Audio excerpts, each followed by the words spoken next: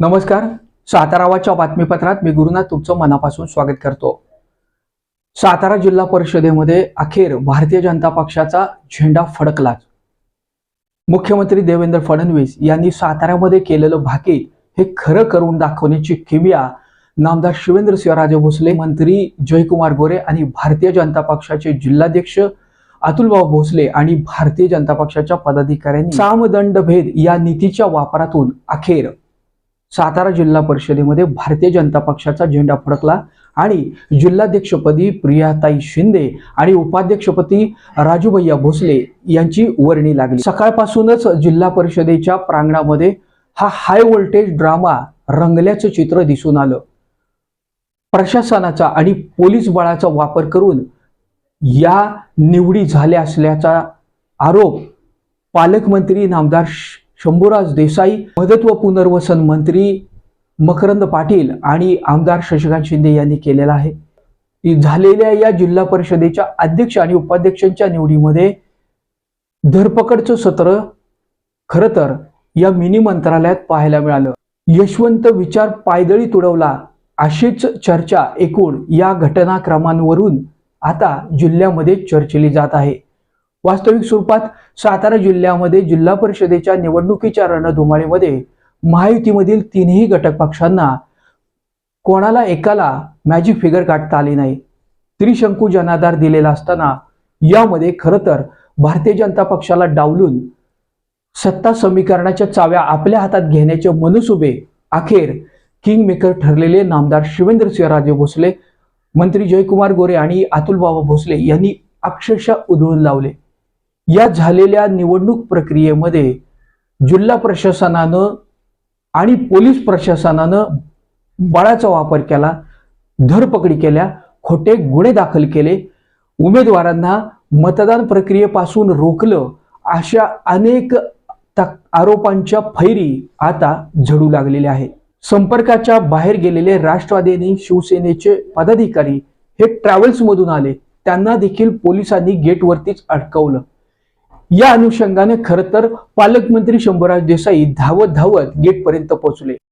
या सर्व घटना घडामोडी आणि स्थित्यंतर घडत असताना एकूणच पत्रकारांना देखील या सर्व प्रकारापासून लांब ठेवण्याचा प्रकार पोलीस प्रशासनानं केलेला दिसून आला. एवढ्या मोठ्या तगड्या बंदोबस्तामध्ये संपूर्ण मिनी मंत्रालयाला पोलिसांचं छावणीचं स्वरूप आलं होतं. सर्व दरवाजे त्यांनी पूर्णपणे बंद केलेले होते आणि त्याला काटेकोर असा पोलीस बंदोबस्त तैनात केला होता. मुंगी शिरायला देखील जागा न ठेवल्यामुळं नेमकं या निवडणूक प्रक्रियेमध्ये काय चाललंय याची कोणालाही कसलीच खबरबात मिळत नव्हती. कामेश कांबळे या जिल्हा परिषद सदस्याच्या एका मतासाठी खरं तर तिन्ही मंत्री आपसात भिडल्याचं चित्र दिसून आलं. यामध्ये खरं तर नामदार शंभूराज देसाई यांनी नगराध्यक्ष अमोल मोहिते तसेच फिरोज पठाण यांचं या ठिकाणी काम काय होतं, ते या ठिकाणी का आले होते असा प्रश्न उपस्थित केला.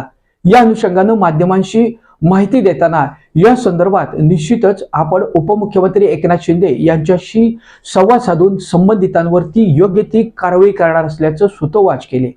आमदार शशिकांत शिंदे यांनी देखील ही लोकशाहीची हत्या आहे, ही लोकशाहीची पायमल्ली आहे, आमच्या उमेदवारांवरती दबाव टाकण्यात आला, त्यांच्यावरती खोटे गुन्हे दाखल केले अशा पद्धतीची माहिती देखील त्यांनी दिली. मदत व पुनर्वसन मंत्री मकरंद पाटील आणि नितीन काका पाटील यांनी देखील व्हीप डावलला असल्याचं सूचित वरती पक्षांतर बंदीच्या कायद्यानुसार कारवाई करणार असल्याचं देखील शंभूराज देसाई आणि मकरंद पाटील यांनी बोलताना सांगितलं. एकूणच सातारा जिल्हा परिषदेच्या हाय व्होल्टेज ड्राम्यानं झालेल्या या अध्यक्ष आणि उपाध्यक्षांच्या निवडीची चर्चा आता राज्यभर गाजू लागलेली आहे. वास्तविक स्वरूपात नामदार शिवेंद्रसिंहराजे भोसले आणि शंभूराज देसाई यांच्यामध्ये नक्की काय घडलं या संदर्भात देखील चर्चांना उधाण आलं. या संदर्भात माध्यम प्रतिनिधींनी तुमच्या हाताला कसं लागलं या संदर्भात प्रश्न उपस्थित केला असता नामदार शंभूराज देसाई यांनी माहिती दिलेली आहे. याचबरोबर नामदार शिवेंद्रसिंहराजे भोसले यांना देखील पत्रकारांनी विचारल्यानंतर त्यांनी देखील या घटनेबद्दल माहिती दिली आहे.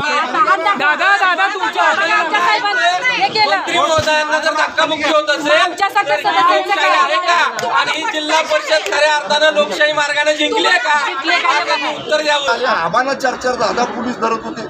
म्हणजे राज्याच्या मंत्र्यांना जर पोलीस आता माझ्या हाताला लागलं, रक्त आलं त्या हातातलं, मी त्याला रुमाल बांधला, ते सगळं होईपर्यंत नंतर पट्टी या ठिकाणी केली. म्हणजे पोलीस सुद्धा घरगाड्यासारखं वागले, घरगाड्यासारखं. ज्यांचं त्यांना भारतीय जनता पक्षाच्या घरगाडीसारखं काम सातारा पोलिसांनी केलेले अत्यंत निंदनीय कृत्य आहे. लोकशाहीचा गळा घोटणारं कृत्य. सदस्य अपात्रतेची कारवाई ही निश्चितपणानं होणारच. ज्या पद्धतीनं आता पालकमंत्र्यांनी सांगितलं की मेजॉरिटी आमची होती, परंतु या चव्हाण साहेबांच्या सातारा जिल्ह्यामध्ये आज लोकशाहीचा किंबहुना आजपर्यंतच्या राजकीय इतिहास जो या जिल्ह्याला होता त्याचा खून खऱ्या अर्थानं झाला. म्हणजे जी व्यक्ती 5:30ला पोलीस स्टेशनला जाऊन जबाब देते स्वतः फिजिकली, त्या व्यक्तीच्या नावानं परत 6:30ला खोटा गुन्हा आणि दाखल केला जातो. 2 सदस्य आमचे की त्यांनी ह्यांना उचलून नेलं, त्यांचा खुनाचा प्रयत्न अपहरण करून करायचं चालवलंय, अशा पद्धतीचा गुन्हा खोटा दाखल केला आणि अक्षरशः वरच्या सभागृहाच्या तिथपर्यंत गेलेले सदस्य आमचे पोलिसांनी अक्षरशः हातापायी आमची झाली. 2 मंत्र्यांच्या जर अंगावर पोलीस येत असतील तर ह्याच्यापेक्षा या महाराष्ट्राचं दुर्दैव असूच शकत नाही असं मला वाटतं. दादा, तुमच्या हाताला नेमकं कसं लागलं त्याच्याबद्दल मला सांगा. त्या गर्दीत काहीच कळालं नाही. जेव्हा मला दुखायला लागलं, रक्त पडायला लागलं, तेव्हा माझ्या लक्षात आलं की तिथं कापल्यासारखी जखम झालेली आहे. म्हणून तात्काळ माझा एक बॉडीगार्ड माझ्याबरोबर होता, तिनं रुमाल काढून दिला. त्या रुमालाने मी तो हात दाबून धरला, रक्त थांबू दिलं तिथलं.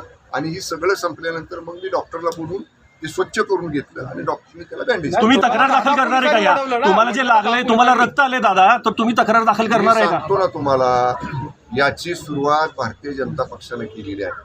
त्याचा शेवट आम्ही 2-3 जण मिळून करू.